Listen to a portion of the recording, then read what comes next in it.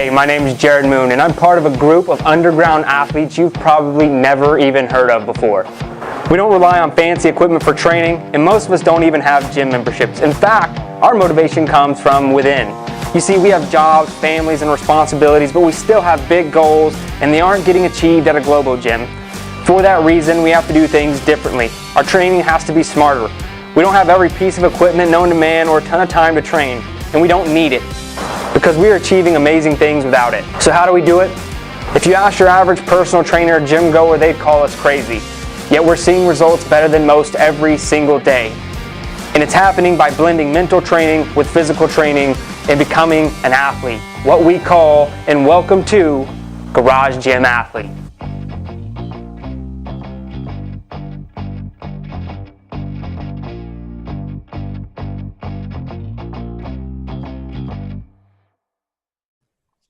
All right, what's up, ladies and gentlemen? Jared Moon here for the Garage Gym Athlete podcast. With me today, Joe Courtney. What's up, Joe? Howdy ho. And then we have Mike Bartlett, man. How are you doing? I'm doing all right. So we just got hit with massive snow here in Wasaga Beach, Ontario. So my active rest day was changing the oil on my snowblower and snow blowing my massive driveway.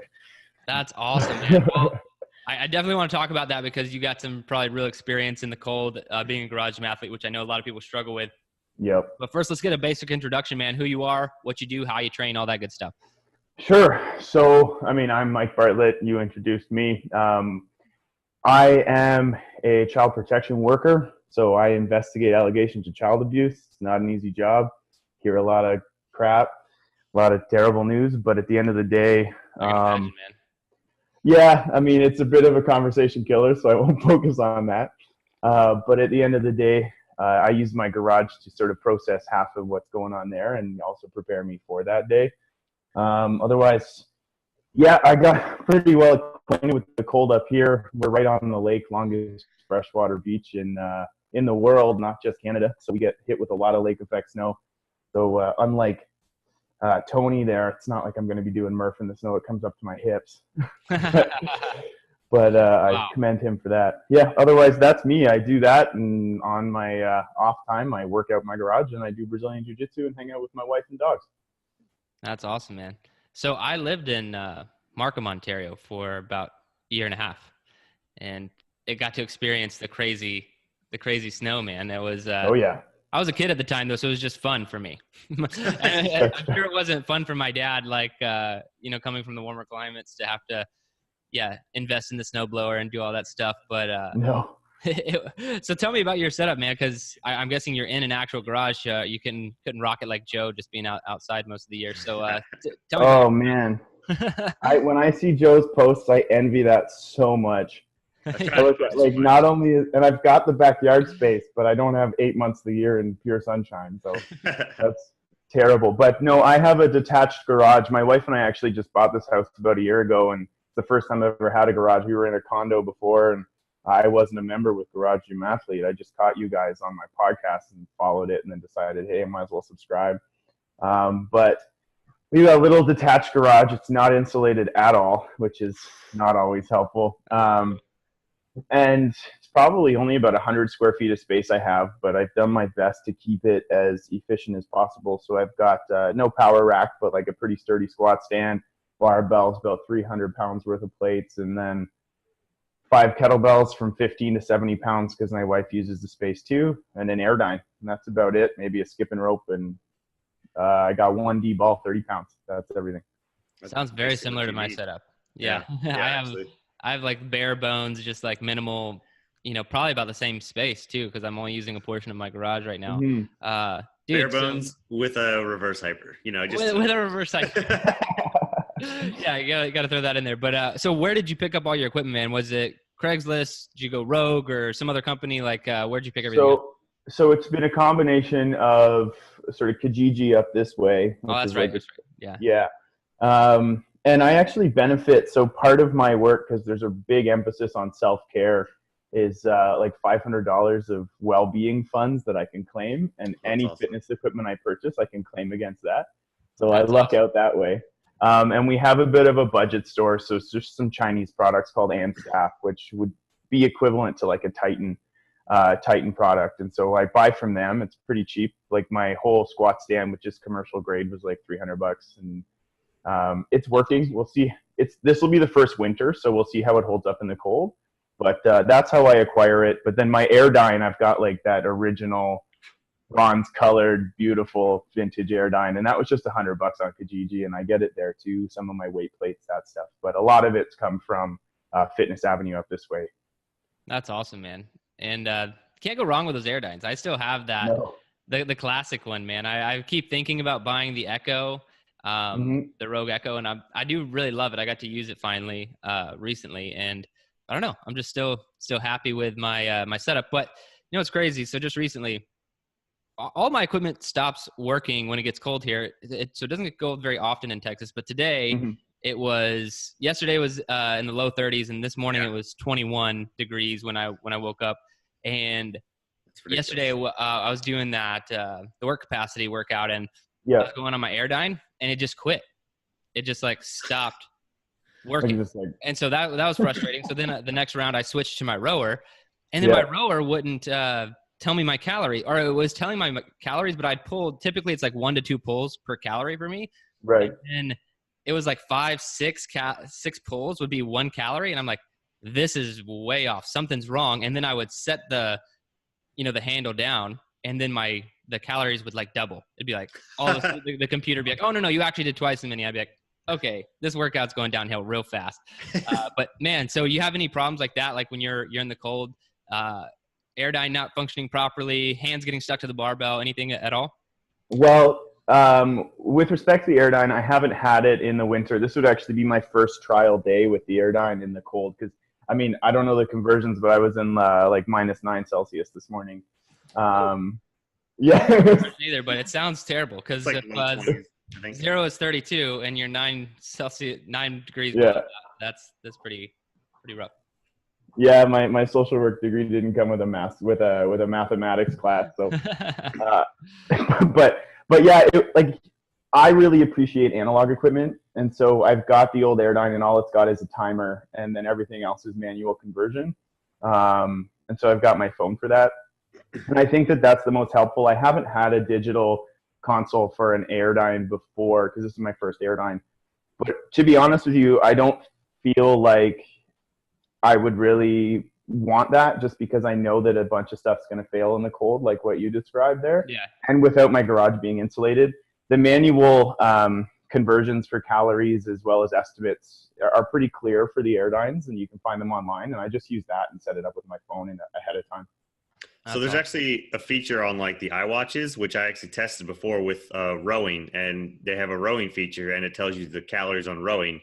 And I wore it one time while rowing, and it's actually pretty close for that's cool. Like your calories versus on the rower. I don't know how they do it with Airdyne or bike or anything, but that was kind of cool. That's cool to know. One of the things I'm looking to invest in, and just because I've seen a lot of the people in the group doing a lot of heart rate work, and you're asking us, I mean, we do RPE and we do heart rate. I'd like to get into business of heart rate. Everything's been sort of RPE for me. But I'm looking at a chest strap, because I don't like the watches, especially when we have to do programs like multiple cleans in a row. I get worried about the watch getting busted up, but we were just with front rack position. So I might try that too with the chest strap, and do calories based on heart rate stuff. Yeah, man, Polar is a great company, and pretty affordable too. I've used them. I still have one. Like I've used it for a long time. So man, what made you get into the garage gym? Because I'm guessing you're relatively new if you just got a garage gym and you were doing condo life before that. So what made you like kind of just like, you know what, I'm going to do this? It was probably the condo life. we had a condo gym. I'd been to tons of gyms, and I was doing my master's. We had the gym on campus, and I mean, I've been working out consistently since I was probably 16, playing rugby for high school. And then when I played varsity rugby, I was helping program for the team and doing that kind of work, even though I wasn't very good at the programming component. And I just really don't like public gyms anymore.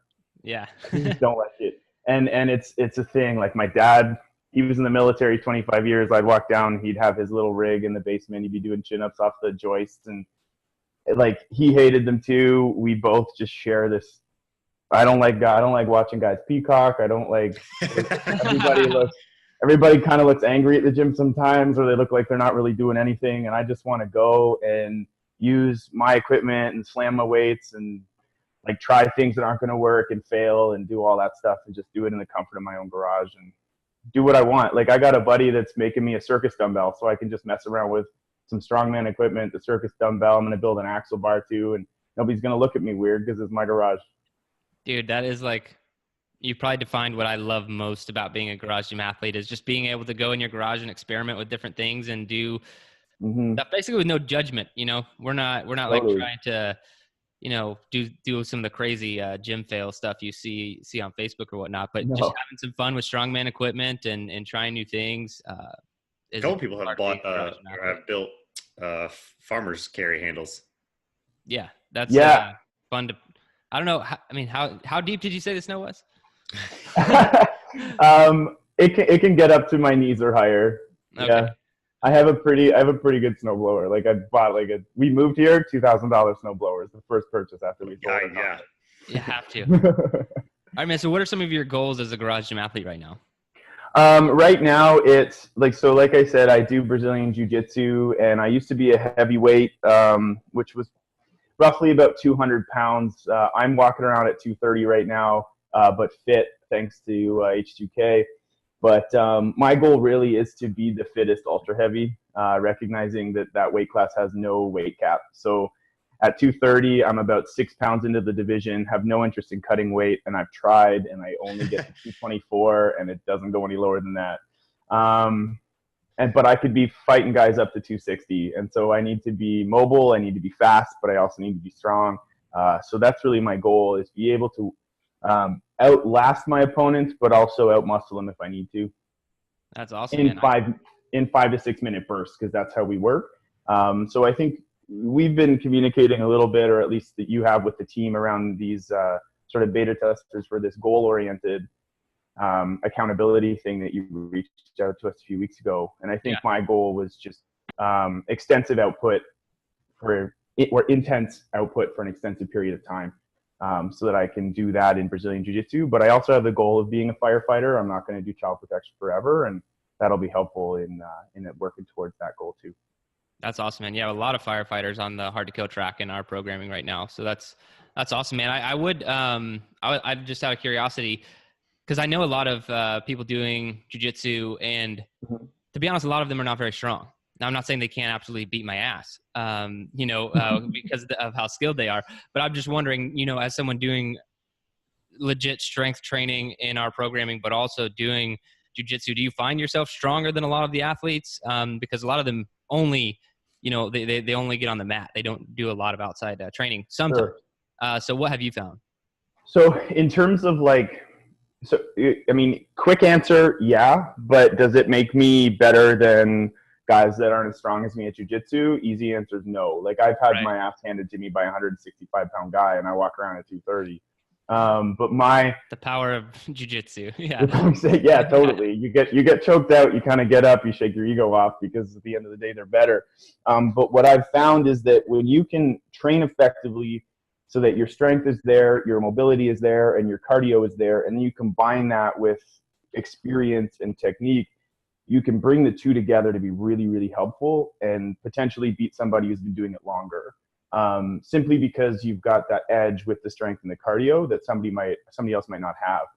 And then in the ultra heavyweight division where I sit, and even heavyweight where I was, the body types can be varying significantly. So I've rolled with guys that are as heavy as me, but not nearly having the same musculature or the same kind of fitness regimen. And that's where it helps, because those guys can be technical, but they're going to gas in 2 minutes out of 5, right? So if I can keep that output for 5 minutes, it definitely helps, especially when somebody who's 165 pounds has natural cardio because they're not carrying the same kind of weight, can push that pace. I can keep up, and that's helpful, where other guys my size may not be able to keep up. So the strength, the cardio, as well as the conditioning that we do in H2K does serve well in jiu-jitsu, but it doesn't mean that a 165-pound guy can't kick my ass. Right.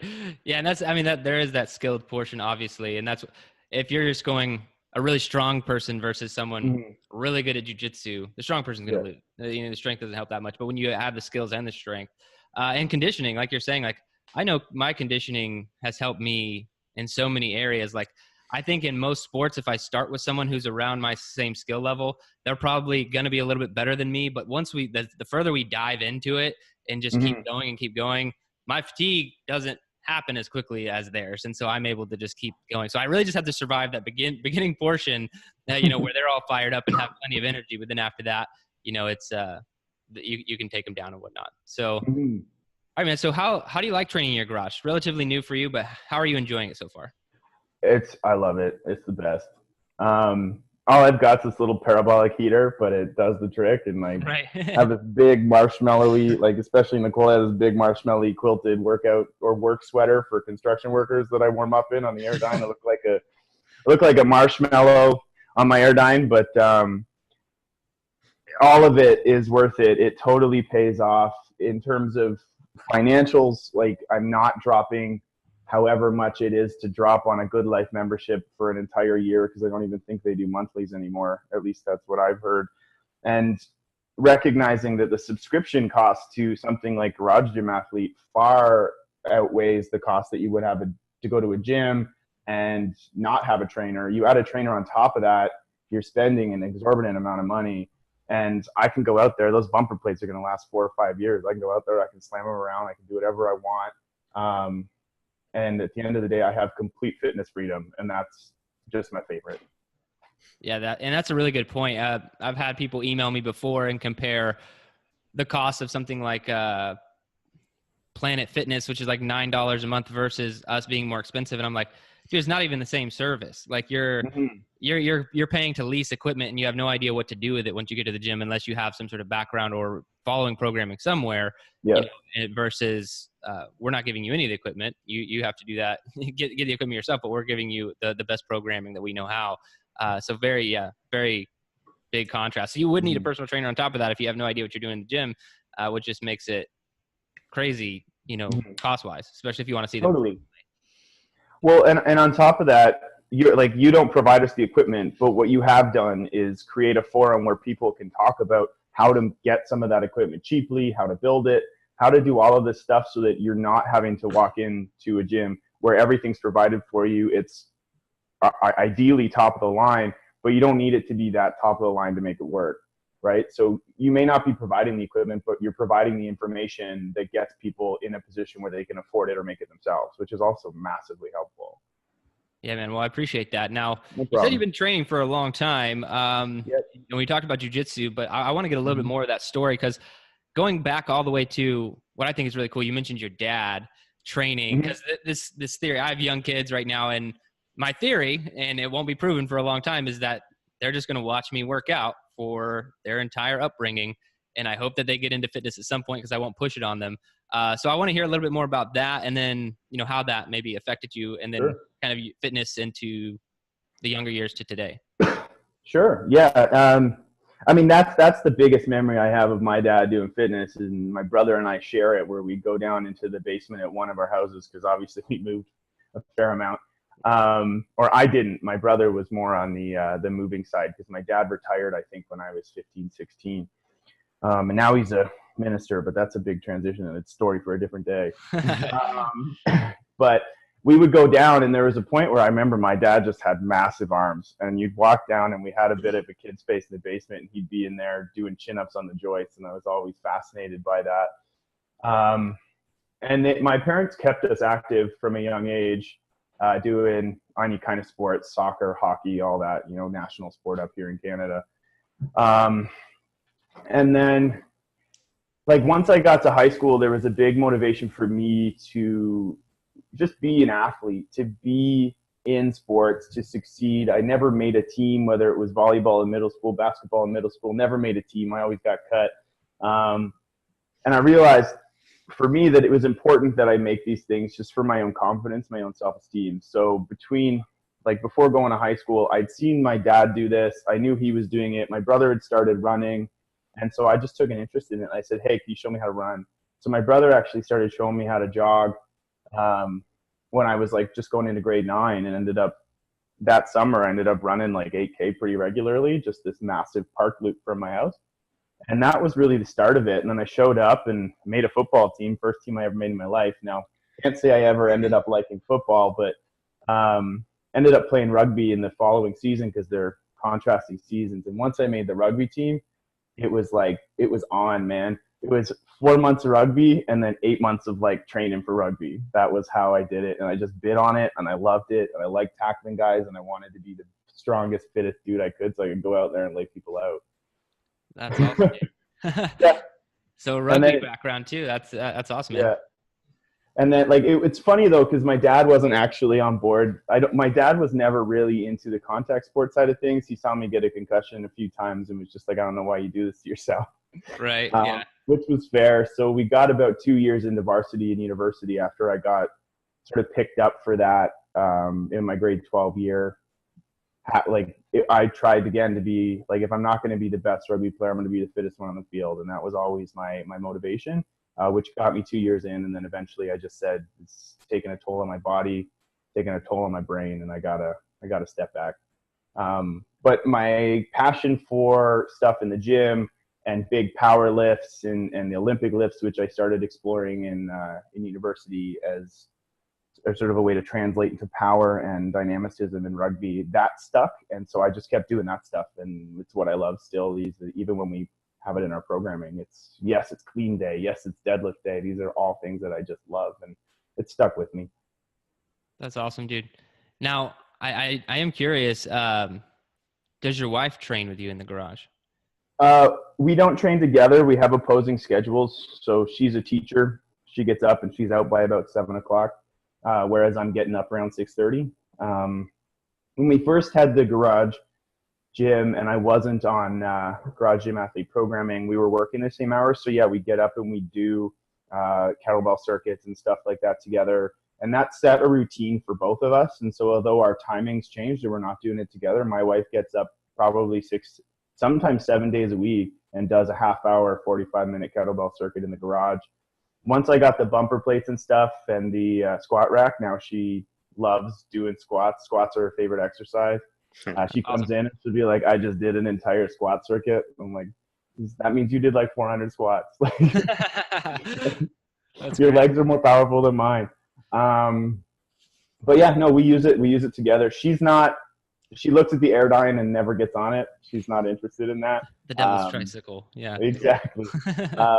But no, she loves it. She's got her kettlebells. She'll swing it around. I think she's up to swinging a 50-pound kettlebell when she started at the 15, and she's really proud of that. So am I. I'm proud of her too.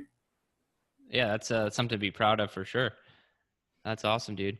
Well, and that's what I like to. So my wife doesn't work out in the garage with me, especially when the weather hits. Like she'll do some stuff with me in the summer, but she's always doing her own thing. So I'm always curious how other couples work it. And like Joe and his wife, are you guys still rocking the lunch workout schedule?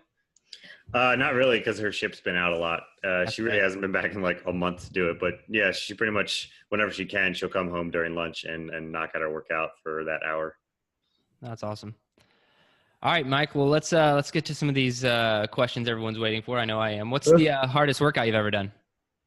To be honest with you, it may not be the answer that a lot of people give, but it just broke me mentally. And it was about a month into doing the daily programming, because I did red pill and then I did one barbell blaze before hitting the dailies. So it was like the second week I'd ever messed around with a Meet Yourself Saturday, and it was the quarter mile for humanity. Yeah. And that one gets people sore for days. Yeah. Well, and just like mentally, it just tore me apart, because I was like, oh yeah, I'll throw some 15s on either end of this barbell and I'll do it. I'll be fine. And I was like 4 minutes in, and I dropped the 15s off and just did an empty barbell and still collapsed on my front lawn at the end of it. And it was just a mess. I haven't done it since. Hardest workout. I want to try it again, but we'll wait 8 months until the snow's gone. Yeah. Good excuse. Yeah. That one is, it's one of those like deceiving ones, because it is only a quarter mile. So you're thinking, oh, well, it won't be that bad. Well, I also hit the point where, like, I thought I'd measured it. We've got about 100 meters between two streets that my house sits on. And like, when I measured it ahead of time, I did it, and then I checked my my run app, and I still had like 200 meters to go. Nice. And that was the moment where I just like was broken down mentally, physically, emotionally, and I still did it, but it wasn't fun. Yeah, that's where the iron mile always gets me, is like, because I'll typically throw the weight on my back, and then I'll put headphones in my ears and let my GPS will tell me every quarter mile. I'll be like, okay, you're at the quarter mile mark. That way I don't have to pay attention to anything else. And sometimes like it's just getting so painful, and I'm just walking, and it hasn't hit the first quarter mile notification, and I'm like, oh no, and I'm already like, oh no, like I'm already expecting or wanting it to happen, and it hasn't happened. And that's where the mental game starts coming in hard. You're like, oh crap, is this ever actually going to take place? But yeah, that's brutal, man. All right, in your opinion, what's the best activity for building mental toughness? I had a hard time with this one, guys, because I don't actually do much in terms of like building mental toughness. I like to consider that my job does it for me. And some yourself Saturdays in there every once in a while will help. Yeah. Yeah, well, that's it. So for me, it's actually been when dealing with technical lifts, right? Like something like a squat clean or clean and jerk, those really technical lifts that like you can burrow your way through it and have a pretty decent lift. Yeah. But sometimes what I'll do is I will spend 2 hours in the garage on a Saturday or a Sunday, not do Meet Yourself Saturday, and just drop the weight and spend so much time doing video, doing YouTube, videotaping myself, and just meticulously going over the detail to try and see a difference between when I started the workout and when I ended the workout with respect to something like my clean technique. And it can get really frustrating, right? Yeah. Because you can track your barbell line, and you can't even sometimes notice like what the difference was. I don't have a coach that's right there with me, so it's trying to find that little stuff, and you can want to quit and be like, you know what, screw this. I'm only dealing with 135. It's going up easy. That's all I need to see. But in the video, it doesn't reflect that your form is good. And so I'll spend 2 hours just working that, getting frustrated, letting myself get frustrated, and making sure I work through it so I can leave with better form than I started. That's awesome, man. That'll be great in the long run, though. Yeah, it's a good way to that's a good way to go about those lifts in general. And you know, I do think coaching in person with those lifts specifically helps a ton, because if you were to just do like a Saturday with an Ollie coach, you know, they might have some tips for you that just fix some errors right away that you won't make anymore. But the way you're doing it, the self-taught method, is how a lot of garage gym athletes are doing it, and exactly how you should do it. You know, drop the ego. Let's just get good at this and become more proficient at the technicality of the lift. And I mean, I guess it's not really a specific mental toughness challenge, but that's kind of what it is that I can think of. Otherwise, I would just say anybody that's in California, if you go up north and do one workout in like minus 10 degrees Celsius weather, then there's your mental toughness challenge right there. I'm good. I'm good. All right, man. If you could only have one piece of equipment to train with for the rest of your life, what would it be? Barbell, hands down. Awesome. I've been thinking about that since I signed up, and I've heard people talk, and everybody says kettlebell, but there's nothing quite as nice as pulling like a massive deadlift or doing a huge clean. Those are like the most exciting things for me. That's awesome. Yeah, I agree. So I think I know what I would add, but what would you add to your garage gym if price wasn't an issue?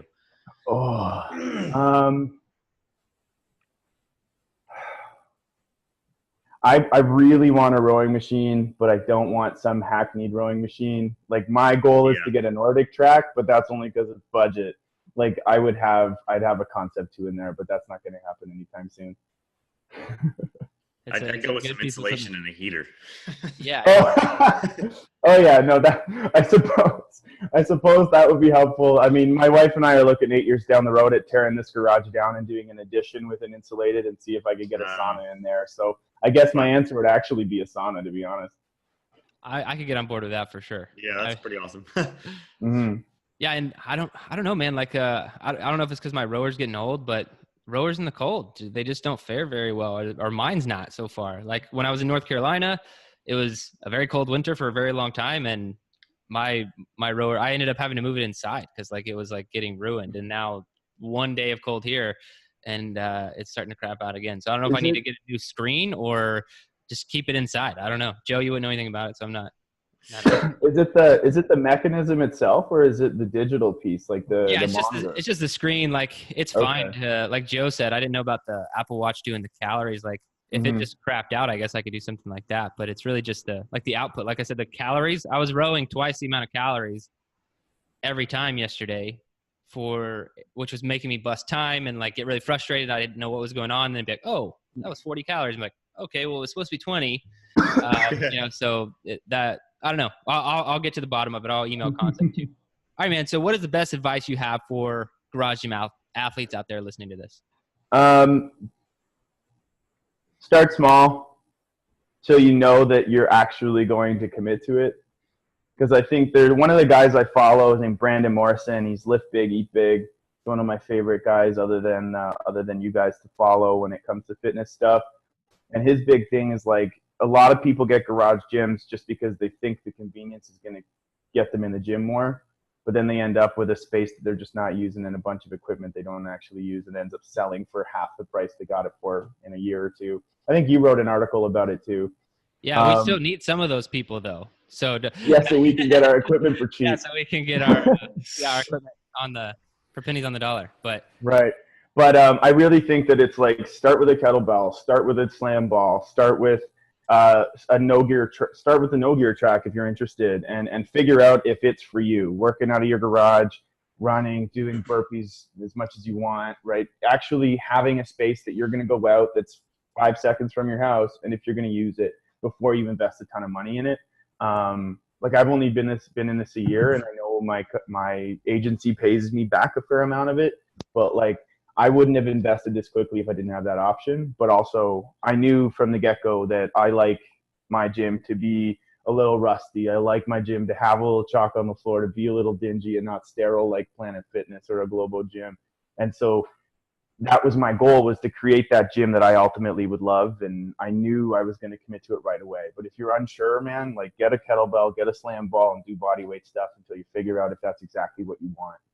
That would be my advice. I think that's perfect, man. Great advice. And dude, I really appreciate you being on the Garage Gym Athlete podcast and hooking us up with some awesome information today. Yeah, man. No problem. Thanks for having me.